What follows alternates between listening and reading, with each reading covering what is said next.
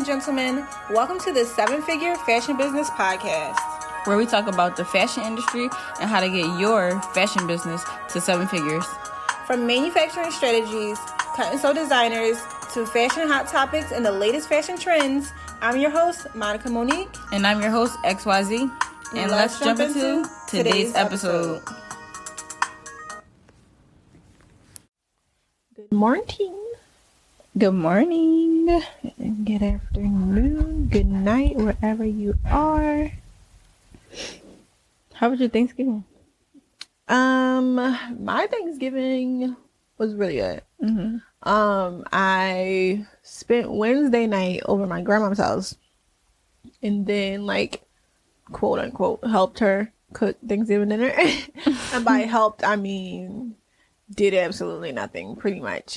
Just made her laugh. Pretty much, I joked with her. That's helping. Right. Like, that is helping. I told her I was vegan and that I did not eat anything that was meat, cheese, or anything else. And she just thought that was so funny and was like, why are you here? Did you eat? Yeah, because I'm not actually vegan. She was like, and I had posted the video. Maybe I'll put it on our whatchamacallit too, our YouTube. But she was like, so do you eat like ribs? And I was like, no. And she was like, turkey? I was like, no. She was like, mac and cheese? I was like, I don't eat cheese. And she was like, oh my God, what are you doing here? Why are you in my house? But yeah, the whole time I was pretty much like asking how many calories was in certain things. She was so you just was being annoying. I was just being annoying, pretty much. And she was just getting mad, like, what do you mean? How many calories is in this? I don't know. So yeah, that was fun for me. And then so Thanksgiving dinner at my grandma's house was like 12 p.m. And then Thanksgiving dinner at my dad's family side of the house was like 8 p.m. like normal dinner. 12 p.m.? Yeah, it's like lunch. Like, she was done cooking by like 8 a.m. and she was like, okay, ready for dinner. Oh. So my mom and my aunt and stuff was there. So that was cool. And then at night I went over at my dad's side of the family house in Jersey and had dinner there. So that was good, you know. That's good. Enjoyed the family. That is good. What about you? My Thanksgiving was amazing by accident. Amazing by accident. Yes, okay. And it wasn't even a lot. It wasn't even much. Okay. It was just like authentic, like a loving, authentic loving. Authentic loving. Yeah. Okay. So, nobody planned anything for Thanksgiving. Mm-hmm. But I feel like I've learned from like experiences, like, all right, we're not gonna do nothing, but then when the day of come, you always look back and be like, dang, we should have did something. Right. Or like people like, I don't celebrate my birthday. Then their birthday come and then it's like plans, like what you want to do. And I think, so I knew not to not do nothing for Thanksgiving. Okay. But the family is like kind of like broken up. Okay. Everybody mad at this and that and that. Mm-mm. Thanksgiving was better when I was younger. But we the new adults. Right. So, for years, my grandma has been excited about cooking Thanksgiving dinner. But each Thanksgiving for the past couple of years, she's been in the hospital. Okay. So, this year, she was in the hospital like a couple weeks before Thanksgiving, and he was saying like she's gonna have to stay and she's not gonna be home for Thanksgiving. Okay. So I was just like, all right, this every year, so let me do something special this year. Mm-hmm. So my plan was just to cook for me and my grandma, and my little sister. Okay. But then my little sister wound up going to her dad's side of the family. Okay. So then it was just me and my grandma this year. So I'm like, all right, I'm gonna cook so small just for me and my grandma, and I'm gonna go to the hospital and spend my Thanksgiving in the hospital with her. That's so nice. Thanks. But that Monday, my grandma wound up coming home that Monday before Thanksgiving. Yeah. So that was just perfect. And then like, I was like, well, I'm still doing it. And then like the whole week she was just happy. Mm. So I go over there, me and her cooking, and we spending quality time together. Of course, she was like, she wasn't getting on my nerves, but she was being like bossy, like, do this. Mm. But we so updated in this generation, like, she didn't want to try new things. She wanted to stick to, like, she refused to use a potato peeler. Oh my God. Grandma. That's how deep she was into it. she was just like, I'm doing it my way. I want to do it my way. So it was basically really her just sitting down because she can't walk. She was just sitting down in her wheelchair, and I'm standing up cooking everything. Right. And she like, do this. I had to do my own little seasonings or my own little way without every time she turned her head. Right. So, of course, when people find out, like I said, the day of, everybody looking for moves. Right. Really don't plan nothing, but everybody looking for moves. So then my grandma invited, like my uncle got into it, my cousins got into it, and like my sister came, my mom came, and it was amazing because the only reason everybody came was because I decided to cook. Like I still was like, all right, I'm gonna cook, but I feel like we done lost some cousins, like some aunts or whatever is family members that's not here no more. Yeah. And I feel like that should be the reason that we should all come together because like we don't know. Yeah. Like we don't know what's next. So we should spend however much time we have left. And that's what the holidays are for. Like to just bring everybody back together. Yeah.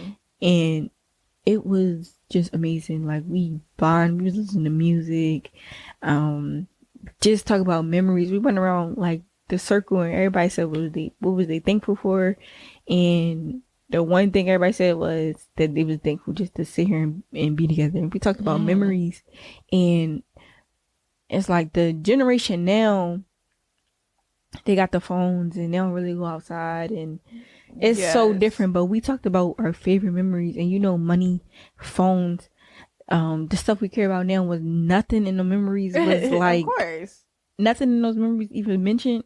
What would you mention? Like, oh, I remember it was Instagram. What you supposed to say? I don't know.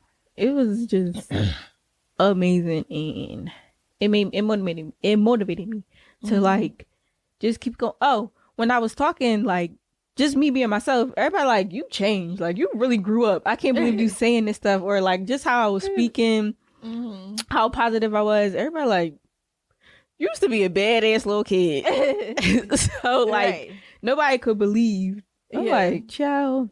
Yeah, mindset change. Yeah, living life will do that to you. But I'm not the oldest, but the oldest they is like old. Oh, so like I'm the next oldest. So everybody else really looking up to me. And I was like, dang, I gotta keep going because I'm gonna help so many people. Yeah. With like, I really think I'm not doing nothing, but I'm helping this person. Right. So I agree with that. Thanksgiving was amazing for no reason. Not for no reason, but the little things. You know what? I wish that, like, for example, Thanksgiving at my dad's house. I mean, at my dad's side of the family house. It was like, hold on, I'm about to sneeze. It's annoying because the older generation talk about their memories. And the people in my generation, we just sit there and listen. We don't talk about like how you said, like all the cousins that are your age was talking about their memories. We don't get to do that because my dad and all my uncles and aunts, they talking about their memories during the Thanksgiving dinner. So it's just like, all right, we gotta listen to these stories from the 1970s every single year. Right. Like we need our own Cousin-giving. Yes, Cousins-giving, because we are adults now. We're in our late 20s, early 30s. Like we're starting to have our own kids and stuff. Like we can talk about our memories. Yeah. And we don't. Yeah. We just let our parents have the floor. So I feel like if the parents, I probably gotta find out some tea why the old folks don't want to come together. But if it was like that and the parents was there, I feel like they would definitely have the floor too. Yeah.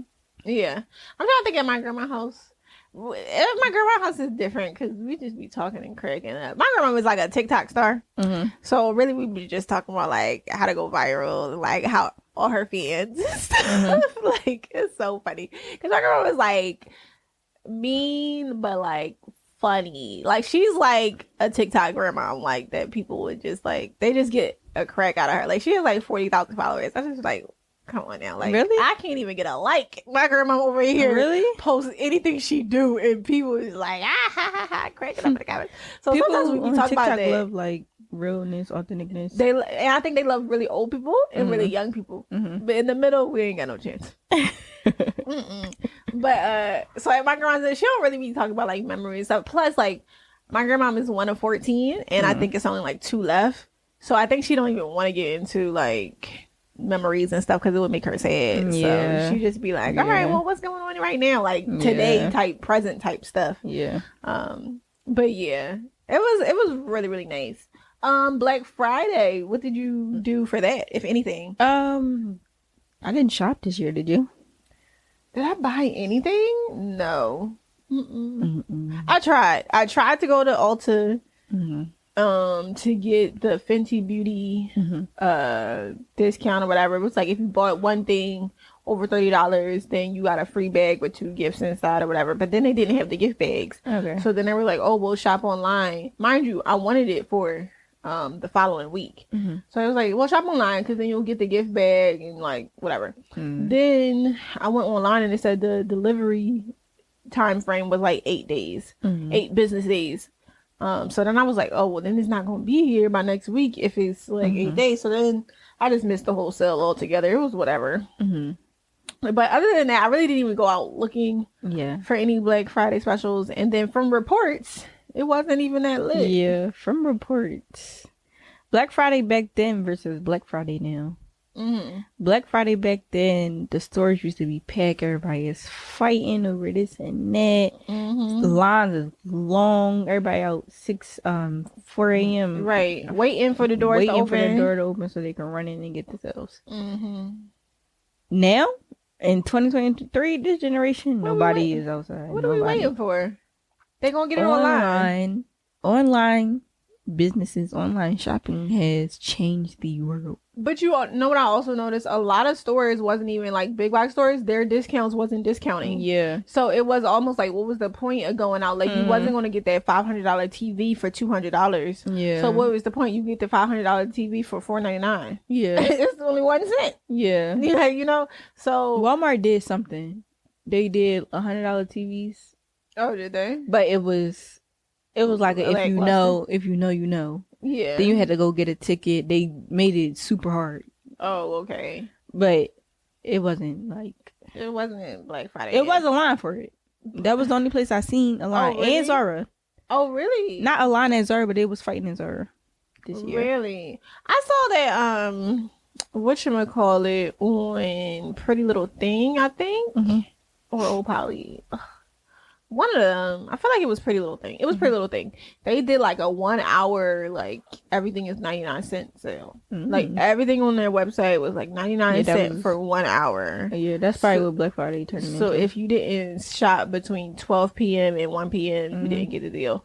But I feel like everybody in the comments was like, your website wasn't even working during that hour, so nobody got the sale. Like it was a lot of complaints that the website wasn't working and issues. Probably crashed.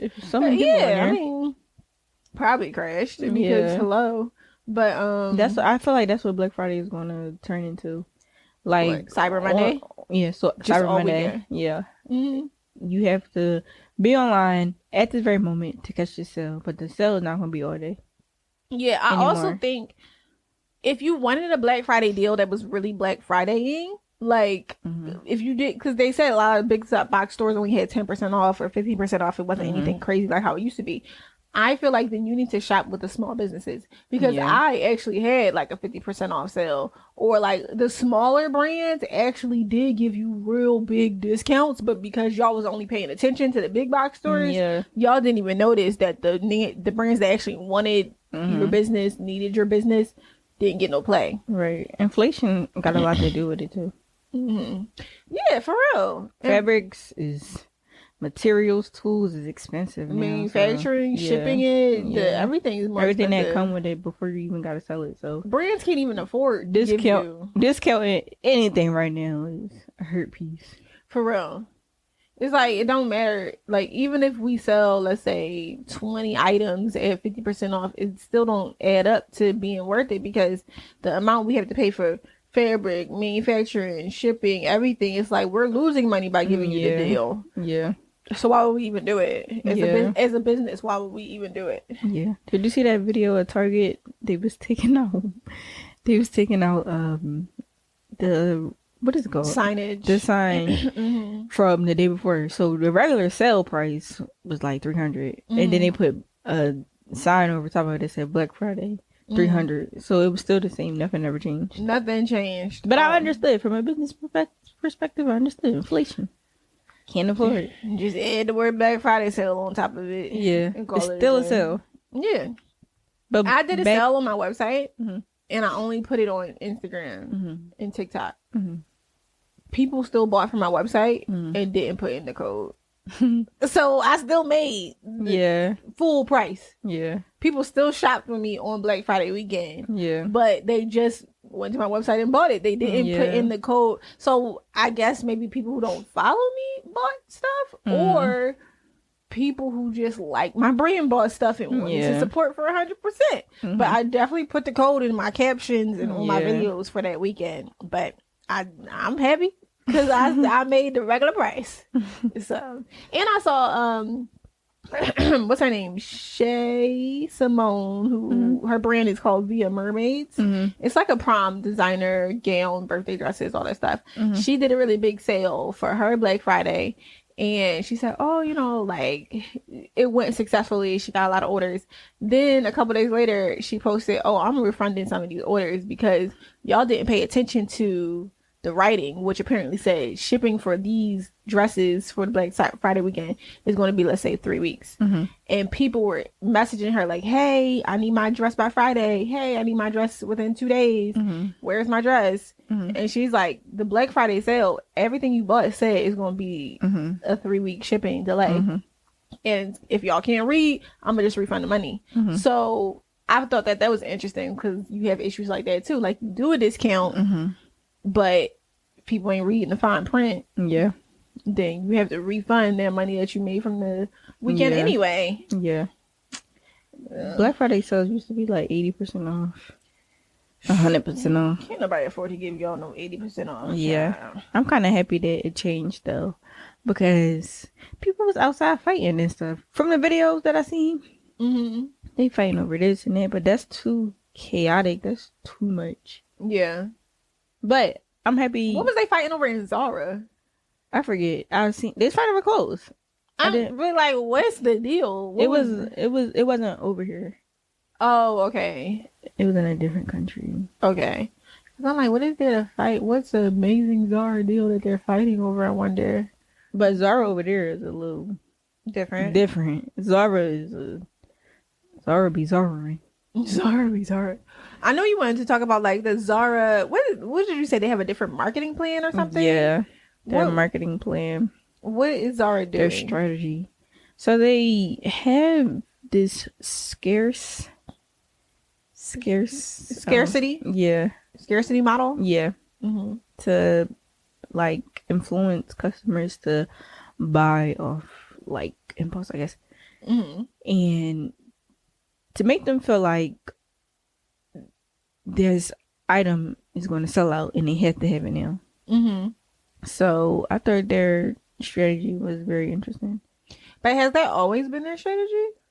Like, yeah, I don't know. I don't really like shop at Zara like that, so I don't know. Oh, I could tell once I read about it. I could tell that has always been their strategy. Yeah. I was reading when he was talking to me about like the Zara strategy and marketing and everything. I was reading that they are in 100% control of their process. So their manufacturing, their shipping, their sample making, their designers, they are in 100% control. Yeah. Meaning they own everything. So they're in control of what looks they purchase, how fast they get it, all of the things. Hold on, because I actually looked at something. We had this conversation about, when we get bigger and we start manufacturing and stuff. And that's how I want to be. I want to be like in charge of my brand. Like I want to be like my own manufacturer. Yeah, like that. It says Zara, a prominent global fashion retailer, has achieved remarkable success in the fashion industry through a unique combination of strategies that have set them apart. One key factor in Zara's success is its agile and responsive supply chain. So unlike traditional fashion retailers that plan their collections months in advance, Zara has adopted a fast fashion approach. This involves designing, processing, producing, and delivering new collections to stores in a matter of weeks. Zara's ability to quickly respond to emerging fashion trends and changing customer preferences has allowed it to stay ahead in a highly dynamic industry. So I thought that was really cool because anytime they see, like, for example, most designers do their design their collection months in advance. Yeah. So they don't have the flexibility of saying, when something comes out in stores, oh, I see this pant set is doing a lot better than the coats. Let's produce more coats. No, it's set. You ordered 500 of each style, and that's what you're gonna get. Versus Zara, if they see in stores that they're buying more of the pant sets than the coats, they tell their manufacturing, hey, stop production on the coats, produce more of these pant sets, and then bam, it's back in the stores recycling, and then they cancel the order of the coats. So I thought that's really Smart. really smart and strategic, and Yeah. because not every designer has Their strategy has to be brilliant, because you ever notice like brands that's like just like them, fast fashion brands, Forever 21, H&M, they're like, I mean, whatever Forever 21, H&M is doing, they're doing good, but like Zara is just way more in the market than Forever 21 and H&M. Like, we'll go to Zara before we go to Forever 21 and H&M. Or we'll think of Zara before we think of these other brands. And then just, I don't know, like the styles and I don't know. I see the difference between Zara and like these other fast fashion brands. Well, it says that by leveraging technology, Zara has created a streamlined and efficient system that reduces lead times and minimizes excess inventory. Yeah. So I think that's what I was talking about too. It's like, now you don't have all those extra coats that weren't selling because they canceled that order and put in for the extra pants set.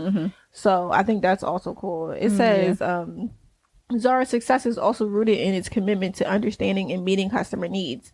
The company invests heavily in market research and closely monitors consumer behavior to identify emerging trends. Brilliant. And it says Zara's designers are adept at translating these insights into stylish and affordable collections that resonate with its target audience.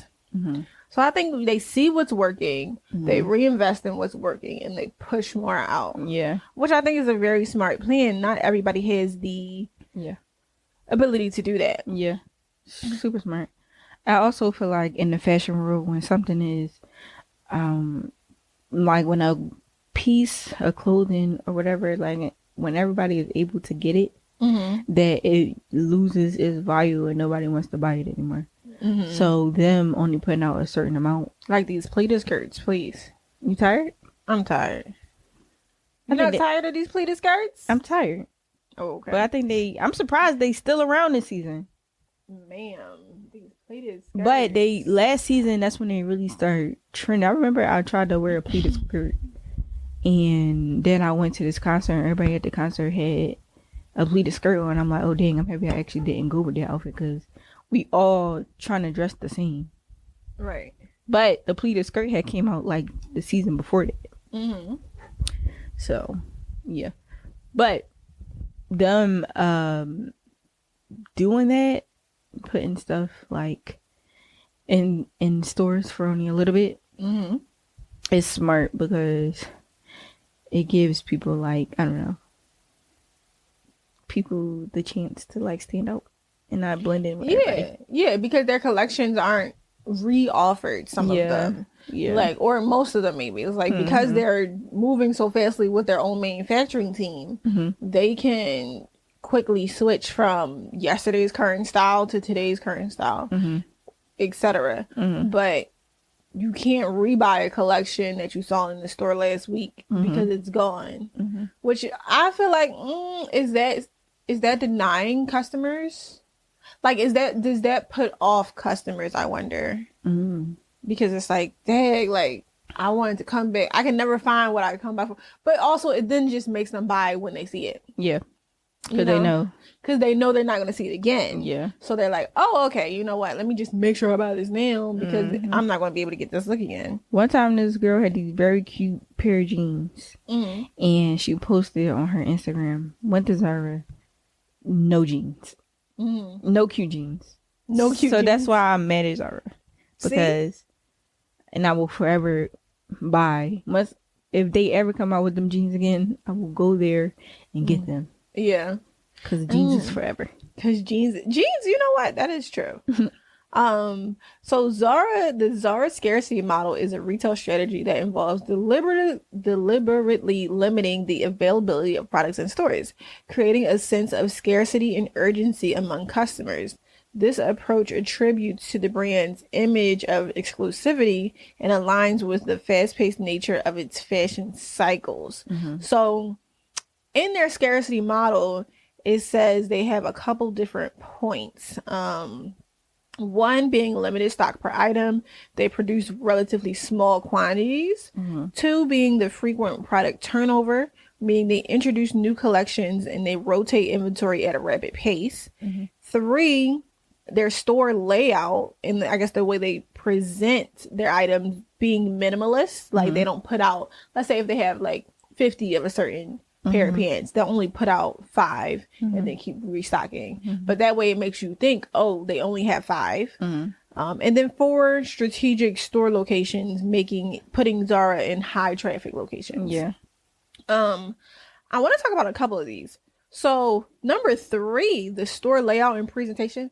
I didn't even notice that, but I do the exact same thing. Like I don't put out my whole collection when I get it in the store. I put a lot of inventory downstairs and I only put out, let's say 3 pieces. Number 1, because my store isn't that big, I don't want it to look overcrowded. But number 2, I want the store to look clean, minimalist, shoppable. I want you to be able to see every item in the store without having to pull each piece of clothing out. Because that's one thing that annoys me about, let's say, these big box stores like Burlington or TJ Maxx or Ross. It's like you can't even see what the product is because everything is stuffed onto one rack. I went to Ross and Burlington looking for like a job interview outfit, and I just was over it because it was so packed. I didn't feel like going through all of that, but I had to go through all of that. Like my mind had to go through all of it because I didn't want to miss out on something good.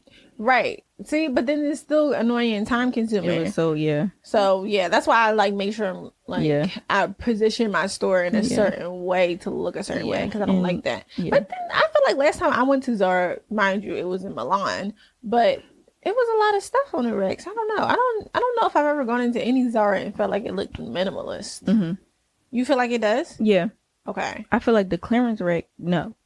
The clearance rack made me so mad, but each area, when they had their certain designs, it was definitely minimalist. Is there a Zara around here? Maybe I should pop in. King of Pressure. Oh, was no Zara downtown anymore? No. Wow. You are like years late. Like years. Like I said, I don't shop. As designers, we do not shop. Look. Literally. Tune into like other episodes we talked about why we don't shop. But what was I about to say? Limited stock per item. So it says, I forgot what I was about to say, y'all. Yeah. It says limited stock per item. So their number 1 strategy, it says Zara produces relatively small quantities. Fearing that the item may not be available if they delay their purchase, it makes customers want to purchase quickly. So that's kind of what we were talking about earlier. Yeah. I feel like you said that like a girl wanted your coat or something. What happened with this girl? When? You said you were wearing a coat from Zara and she asked you where you got it from. Yeah. Some girl, and I had wore it. It's really cute. Wore it to work and she was like, where did you get this from? I'm like, Zara. But then she said something. She was like, don't be mad if I come in here with it. I was like, I wouldn't care because in real life I wouldn't care, right? But at the same time, go ahead, you're not gonna find it because I purchased so long ago, right? And it's so rare. You might find it on Poshmark or somewhere where they're reselling it, right? Yeah, so it works. The method works. And you get the stand out and not like you don't really have to worry about somebody else being in the same outfit as you. If your stuff is from Zara? Yeah. I mean, it's a good strategy. It says, so the frequent product turnover, it says this strategy not only keeps the merchandise fresh and in line with current fashion trends, but it also reinforces the idea of customers buying as soon as possible because it may not be available in this future. So that's exactly what it's talking about. I wonder why Zara, well, actually, they in stores now and they have a self-checkout. I've used that. I think the last time I was there, I used it. And I was about to say, I wonder why. You know how they lines be so long? It'd be like 2 cashiers up there. But I wonder, like, why do they only have 2 cashiers? If they know like every store got 2 cashiers. Right, if they know Zara's such a high traffic place. Child, I feel like Walmart got 2 cashiers. Rite Aid got 2 cashiers. Don't nobody got as many cashiers. Walmart do good. Every time I go to Walmart, my cashier experience is really good. I don't have no cashier. I be going right to self-checkout. I don't want to talk to nobody. Yeah. But what was I about to say? I like the technology behind Zara self-checkout. So you put all the clothes you have in this box. And they notice. And they know what it is and it ring up. So you don't even have to scan each item when you go to Zara. Or at least the ones that I've been to. Wow. Did you ever use Zara self-checkout? I did. It wasn't like that? It probably was. I just probably don't remember. You literally just put the items in the box. It already knows what those items are, I guess, because it scans the barcode as you're putting it in. I don't know. And then it just gives you the full amount. Yeah. I was like, period. Yes. Because then you don't got to do all that. Oh, where's the barcode for this? Let me scan this or whatever. The only thing that irks is when you got to take off the security tags. I don't got time to do all that. I think that running a business, not just a fashion business, but running a business is not just about selling stuff. It's not just about like your talent or like what you selling. Of course. It's also about your marketing, your like business plan. And I think that once you cater to the customer and like the convenience, just how the convenience and like, I don't know, just how you said that they limit the ideas. Okay. I mean the designs. Okay. I feel like that's better because it's not like cluttery. Right. Or like you just pay attention to the consumer. What was it? The consumers. It said something. In one ear and out the other. It said they study the consumer. Oh yes. They study the market and do research on the trending styles. Yeah, but you have to do that too because like in their target audience. Yeah, you have to you have to know your target audience. But I think that the self checkout and that makes it like more convenient. And I think in general everybody's going into self checkout just because they don't want I'm talking about everybody. They don't want to pay employees. I think eliminating people. Yeah, same. I think it's both. They want to be more convenient to the customer because we have some impatient people. A lot. When people come outside, they don't want to wait for their products. Yeah, I think that's most people. I think. How many times have you went to a place you wanted ice cream, but the line was too long, so you ain't got ice cream?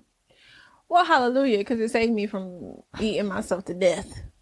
But yeah, no, I think it's just a mindset. It's just the way the world works now with social media and everything. Our attention span is getting shorter and shorter. Yeah. Key phrase: the way the world works now. Yeah, that is important. Yeah, our attention span is getting shorter and shorter, so we don't have no patience.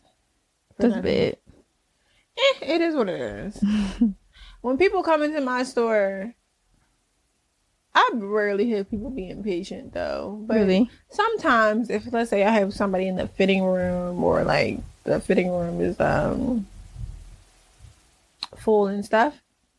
When the fitting room is full, sometimes the other people who are wanting to try something on, they'll put it down and they'll be like, oh, I'll just come back another day. Yeah. And that's annoying to me because I'll be like, dang, I wish I had more fitting rooms.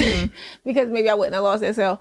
But it is what it is. Yeah. People are impatient and, you know, they want what they want and they want it now. Yeah. So much more to it. Study. So much more. But I do think that the Zara model is a good model.